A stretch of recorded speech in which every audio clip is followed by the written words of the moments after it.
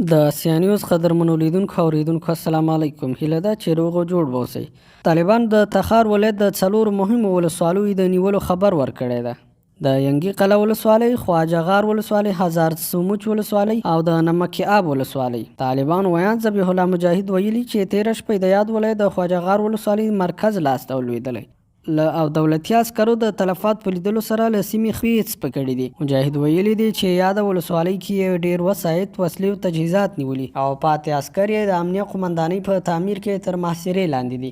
ځایي امنیتي چارواکي هم د ولسوالۍ د سقوط خبر تاییدوي او وایي چې د ولسوالۍ مرکز، بازار او ملي امنیت اداره د طالبان تر واک لاندې راغلي او دا مهال پر قومندانۍ جګړه روانه ده. په یو بل خبر کې راغلي چې طالبانو تېره شپه د یاد ولایت د ینګي قلعه ولسوالۍ هم له دولتي حاکمیت ویستلې ده او ځواکونه د ولسوالۍ د مرکز په ګډون له ټولو ملحقاتو څخه شاتګ ته اړ شوي دي. طالبان د پیښې د پخلي ترڅنګ ویلي چې په سیمه کې ګڼ شمېر وسایط، وسلې او تجهیزات نیولي او د ولسوالۍ کنټرول یې په بشپړ ډول په لاس کې اخیستی. د طالبان ویان په یو جلا خبر کې ویلي چې تېره شپه د همدې ولایت د هزار سموچ ولسوالۍ هم نیولې او دولتي عسکر له مرکز او ټول ملحقاتو څخه شاتګ ته اړ شوي. د طالبان ویان په یو جلا خبر کې ویل چې تېره شپه د همدې ولایت د هزار سموچ ولسوالۍ هم نیولې او دولتي عسکر یې له مرکز او ټول ملحقاتو شاتګ ته اړ شوي دي. مجاهد ویلي چې په یاده ولسوالۍ کې ګڼ شمېر وسایط، وسلې او تجهیزات نیولي او دا ولسوالۍ په بشپړ توګه د دوی تر کنټرول لاندې راغلې ده. په یو جلا خبر کې ویل شوي چې طالبان د دې ولایت د نمک آب ولسوالۍ هم نیولي او دولتي ځواکونه شاتګ ته اړ شوي دي.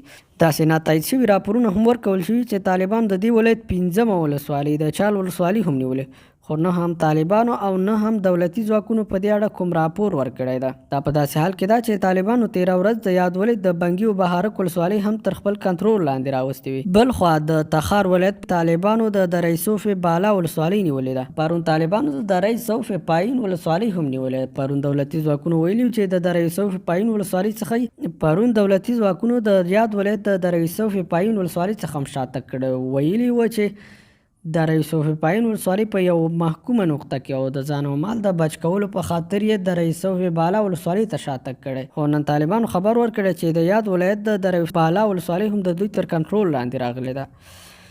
د سیانیوز قدرمنو لیدونکو دا د سیانیوز امتحاني خپرونې دي. که چیرې کوم نظر لري نو هیله ده په کومنټ کې راته ولیکئ. مننه چې تر دې دمه وئ راسره. د سیانیوز قدرمنو لیدونکو مننه چې تر دې دمه وئ راسره. که چیرې مو ویډیو خوښه شوي ویډیو لایک او که چیرې کوم نظر لرئ په کومنټ کې راته ولیکئ. د سیانیوز قدرمنو لیدونکو دا د سیانیوز امتحاني خپرونې دي. که چیرې کوم نظر لرئ په کومنټ کې ولیکئ او که ویډیو مو خوښه شوي لایک یې کړئ. مننه.